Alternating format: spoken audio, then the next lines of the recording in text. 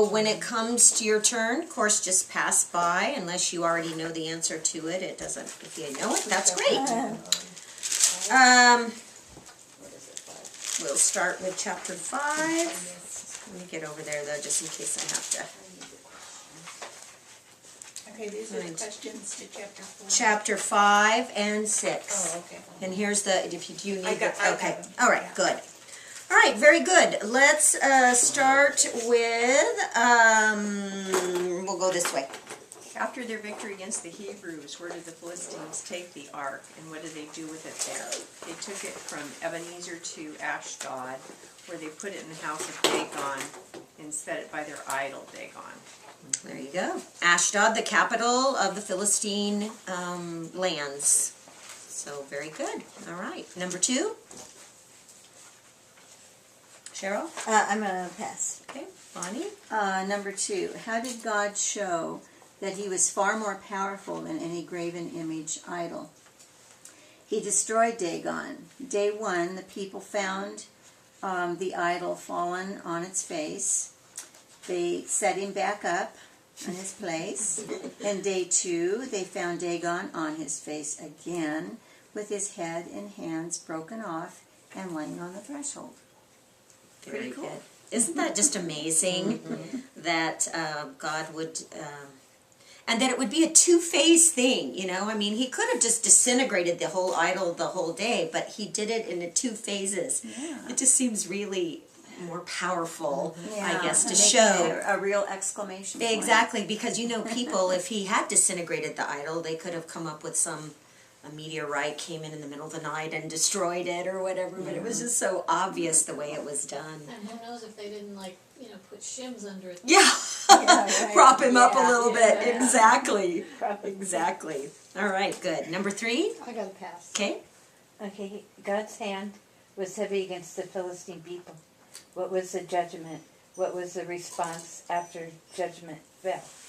It talks about God ravaged them, he ravaged them, and struck them with tumors or bubonic plague. Okay. And they said that the ark must not remain with us, or they'd be completely destroyed. Okay, Sent the ark away. very good. All right, so we talked about the fact last week that it discusses the word that's used here could be tumors, boils, or in Jewish tradition it's considered hemorrhoids. Very large, painful, whatever it is. Now, more currently, they've associated this whole judgment with the bubonic plague. Because of the fact that rats are part of the story and the fact that the bubonic plague is spread by fleas and mice and rats and all of that. Along with the fact that I didn't really know much about it, but I guess the bubonic plague, you develop after about a week a huge, humongous boil where once it breaks open, then you're pretty much gone. Black. And and so you generally die after that. So whatever it was, it was horrendous. The people suffered greatly from it, and it was anywhere that the ark went. That's I'm getting ahead of myself. Don't do that. So the answer to that was to do what? If it hit your town, move it on down. Yeah. Send it on down to another town and get it out of the way. Destroy all of our people. Yeah, Send it to yeah, all that the towns. that seems wise, doesn't So it? what was the response to the judgment? To move the ark to another area. So once your town got hit with the judgment, then the idea was to move it on down to another town. So number 4. Where did it go then, and what happened to the people there? It went to Gath. Yep. And the hand of the Lord was against the city with great destruction.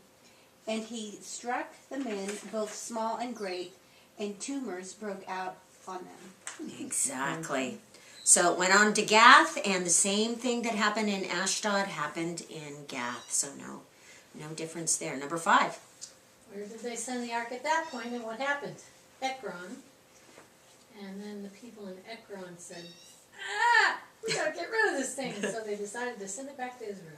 Okay. So isn't it amazing how, and the funny thing about Ekron is that when they sent it there, they didn't even ask the people. They're just like, send it on. And when the people, Ekronites, saw it coming, they're like, what are they trying to do? Kill us? So by that point, all the people and all of the nation of the Philistines and all of the cities recognized that wherever the ark went, destruction would fall upon them, and they didn't want to have any part of that. Keep in mind, as we move along with this, that this is a small box, the size of my coffee table. I've said that a million times, but just keep visualizing that they're just pushing on down the road, and something is happening every time this wooden box, overlaid with gold, with 2 cherubim on the top of the lid, every time it got moved, horrendous things happened in the city. You can see why people thought something magical was in that box. You can see. We recognize that was not at all the case, that God is far above anything that a box could contain. And so in the big picture, we recognize that. But in the small picture, put yourself in their place. If it's in your town and everybody in your town is dying until you move it on down the road, you are going to assume there's something very powerful that God is trying, the picture that he's trying to get to them in this. Was number 4 Gad? Gath. Gath. Gath. All right, so then move on to number 6. We've finished up with that. I think the next 3 people were gone. Okay. So, Mom? How long did the Philistines keep control of the ark? 7 months. Okay. And was it good times or bad times for the Philistines? It was bad. Okay. I had a hard time with that one. It was bad. It brought trouble and chaos. There you go. Perfect. All right, number 7. On back around. They went to the priests and the diviners to ask what to do at this point, and what offering should they be made and why. They were to send the ark back with a trespass offering, which would be 5 golden rats and 5 golden tumors. It would go on a new cart with two milk cows that had never been yoked. Their calves would stay home, and the offering would be in a chest next to the ark. And I wasn't supposed to say part of that. You know what? That's all right. You can do 7 and 8 together. That's fine. And the rats and the tumors were probably because it was bubonic plague that came with the ark. So 8 was, what were they to do with the 2 milk cows? It was because they had never been yoked. They thought that they would probably not go anywhere, and if it weren't God that was doing it. And with their calves locked up, they thought they wouldn't leave if it wasn't God. Right. And what was the one qualification that was that? Never. And why would their calves have to be taken? That's why. That's right. Very good. All right. So they went to the priests and the diviners. Of course, that's the priests and the diviners of Dagons. Yeah. So they went. Diviners are the Dagons? Yeah, they're the priests that served at the temple of Dagon. Okay. Yes. So they're to ask what advice to do. So they told him that a trespass offering should be made. Now in Israel, a trespass offering was often used anytime there was a theft involved. And so whether or not that was the same for them, or whether or not they were using the Hebrew way of making offerings, they certainly knew about some of that also. Whether or not they were using their own offerings for that, I'm not 100% sure. But for whatever reason, they decided that a trespass offering would be used. Now, when God set up a trespass offering, it was animal sacrifice, right? Or perhaps meal sacrifice or some of that. But it was always usually accompanied with a blood sacrifice for that. They don't do that. They don't go with that. They go with gold. Because if you're a Philistine, that's the best you can do, right? You send gold. So they sent in the chest that Randy talked about, a separate chest that was in the Ark of the Covenant. They sent a box, a treasure chest that had 5 golden tumors in it. Now, when you read about what they assume that probably was, they're assuming something about the size of maybe a chicken egg. That would have been a solid piece of gold, quite valuable, and 5 golden rats in the trespass offering that was put in the treasure chest. Very different than anything we're used to reading about biblically. So this is the Philistines' idea of how to make amends for what they've done. Certainly Was not that put in the ark, or was that beside it? Beside it, in the treasure chest that was beside it. From everything that we can assume from this, we have no indications that they removed anything out of the ark, opened the ark. We don't really know anything about what they did with the ark until the ark gets back into Israel, and then they're held accountable for it. But the treasures were in a separate treasure box, and those 5 golden rats and 5 golden tumors And were it's set number back. 5 for the 5 cities, right? There were 5 lords of the cities, the major cities, and each one of them that was represented in what they had. And then Randy finished on with, they were to hitch the cart that was going to carry the Ark of the Covenant back. Now here's an interesting fact. Is that the way the Ark of the Covenant is supposed to be handled? No. No. How is it supposed to be handled? On the shoulders of the priest. Carried by the priest. Very good. By the poles that the priests would carry, right? So putting it on an ark is, again, a Philistine assumption that that's the best way to do it. They dress it up a little bit. They say a brand new one. Brand new cart that's never been used before. And put the ark and the treasure chest next to it and hook it up to the 2 milk cows that have never been yoked. Now, if they've never been yoked, what does that mean? They're not going to be together. They're not going to They're not cooperate. Good. They're not going in the direction. They're not going at the direction they're supposed to. They're not trained, and especially 2 together. Yeah, I they mean, don't it's work it's together. hard enough to have one that's never been yoked to get it to go, but to get 2 working in unison together, that's very, very difficult. And so, just to make things more interesting, they decide to take their calves away from them and send them back to the Philistine cities because, of course, the mama cows are immediately going to want to go with their baby calves. So, it's not in my questions, but the idea of that was, for those of you who weren't here last week, that if the cows take the ark towards Israel, then it's God's hand. And surely God had something to do with all this judgment that fell on the cities. If the cows come back to where their baby calves are, back in the Philistine country, or if they go wild and can't stay on the road and everything, then it was chance.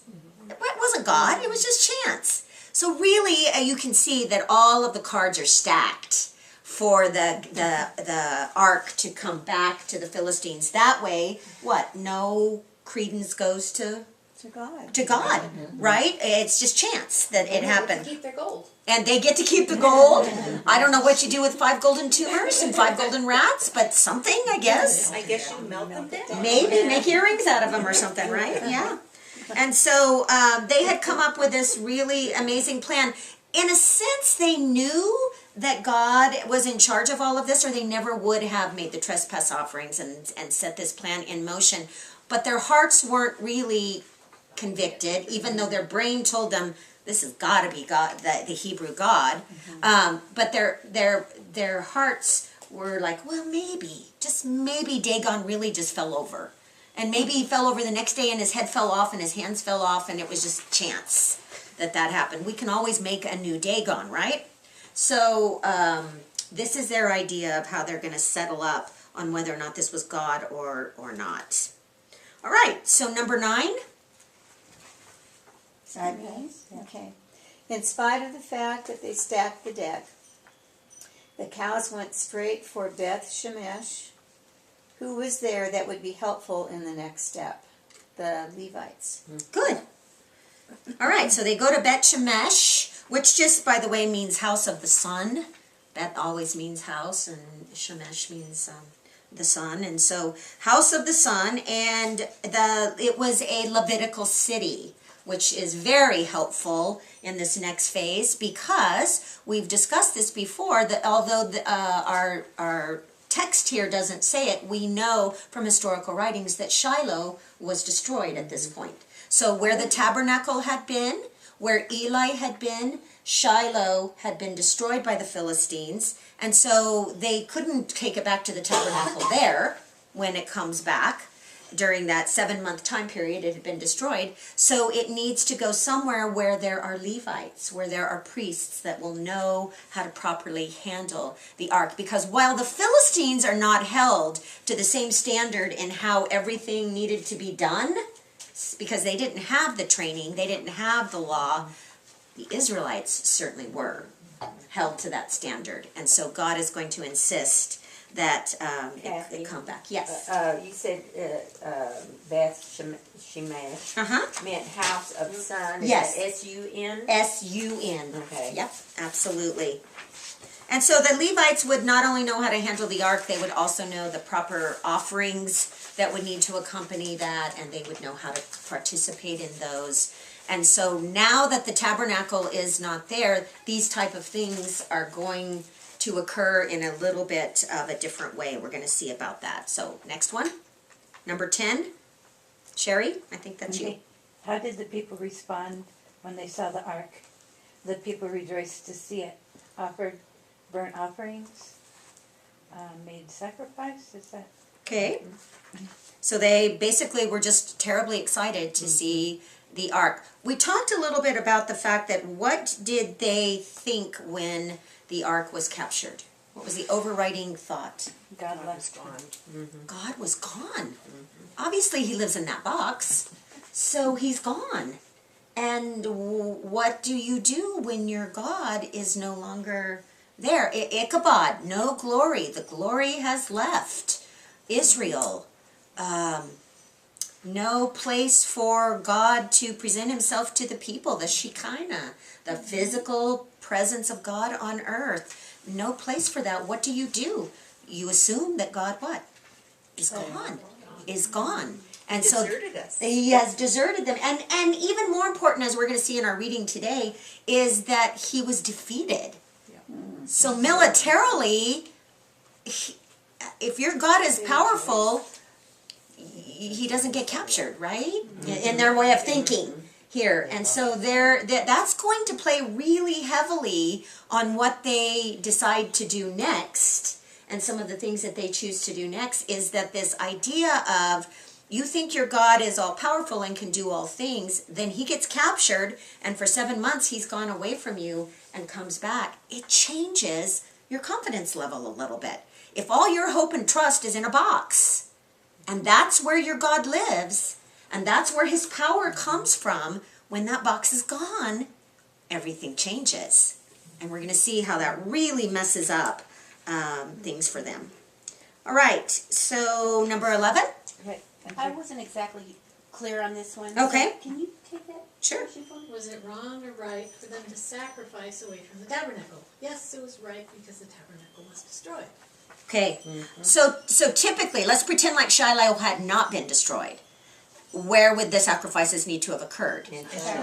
Okay, so they would have need to have gone back under where the priesthood was, where the offerings were always held to. Remember, God is very, very clear, even in the feasts and those sort of things. The people are to come back to where the tabernacle or the temple later on is going to be to participate in their offerings and all that. He wants it to be in one set area under the control and the supervision of the Levites, who had been specifically trained for this. And so if the tabernacle had been there, they would have wanted to go back. I don't know what that was. Isn't that weird? Is that me? I don't know. Somebody's phone. And but Shiloh had been destroyed, and so they're going back to what they used to do. Do you remember what happened before there was a tabernacle? So during the times of Abraham, Isaac, and Jacob, altars, and the altars traditionally in the high places, you know, where and who offered it?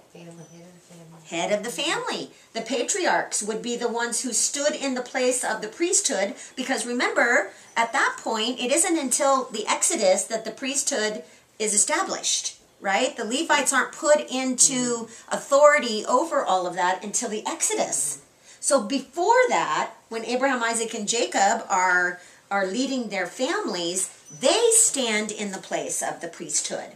And they're the ones who offer for their families in lieu of that. And so it was a perfectly acceptable thing for God to accept those type of offerings when there was not a tabernacle or there was not a temple. It's just that there had been that space there.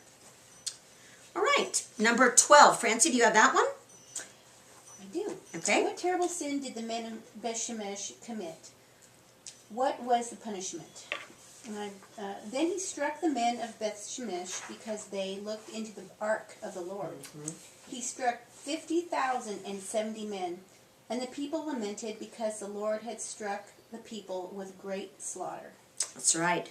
Okay, so when the ark comes back into Israel hands, we talked last week about the fact that this seems so normal when you stop and think about it. The men wanted to look inside the box, the Ark of the Covenant. And if it had been gone 7 months, what do you suppose they would want to look inside there for? What was there? Making sure. Because what was usually held in the ark? They knew what was there. Rod of Aaron, The ten. the 10 Commandments on the two tablets, and the jar of manna. And so they knew what was supposed to be in there. And so if it's in Philistine hands, enemy hands, in the temple of Dagon, no less, you can assume that they were fearful that what? Maybe the rats could have been in there. That could very well be. Gotten it and taken it out. Someone had taken the really prized possessions out of there, the really holy items. Replaced it with a statue of Dagon. There you go. Put an idol in there of some. I mean, there's a lot of rational ways that you would think we best check inside and make sure that everything in there is good. Except that when God says don't. When God says don't, you don't. And we're going to see that just in a little, little later on when Uzziah lifts his hand up to touch it so that the Ark of the Covenant doesn't fall over. This is quite a ways down that we're going to talk about it. And he puts his hand up so it doesn't fall, and he's struck dead. Well, he was doing a really good thing when he did that, but he was not to touch that. And they weren't supposed to carry it on a cart. And you weren't supposed to carry it on a cart. They made some mistakes there, exactly. But the idea there is that you also are not really putting your faith in the Lord, because they should have known that God would have protected what's in there. But the ark had been captured, and so they were unsure of that. Uzziah should have known that the Lord would have righted the cart. You have to have that faith.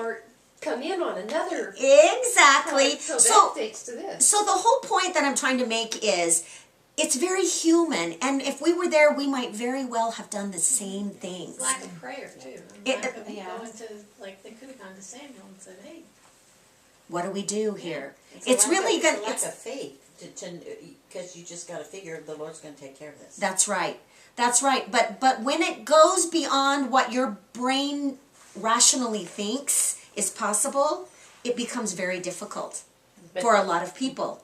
But these people didn't really believe that strong, like the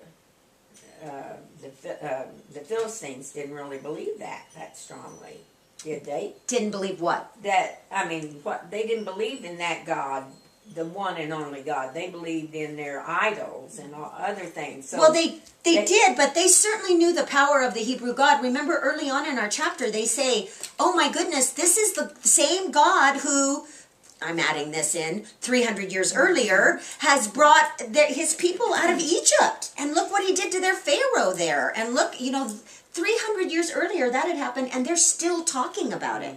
So they certainly knew that the God of the Hebrews was powerful, and they knew that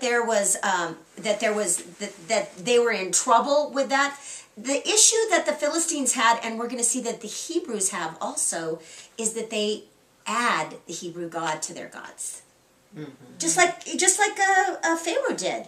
Oh, the God of the Hebrews is a powerful God. Let's just add him to all the gods that we serve. And God says, no, that is not possible. I can't be added to it. So the Philistines really didn't have any problem recognizing the power of the Hebrew God. They just added him to the power that they already had. Did the Jewish people know what happened to those cities in Palestine when the ark was... Philistines. What did I say? It's Palestine, but it's Yes. close, yeah. Close, yes. What happened to them?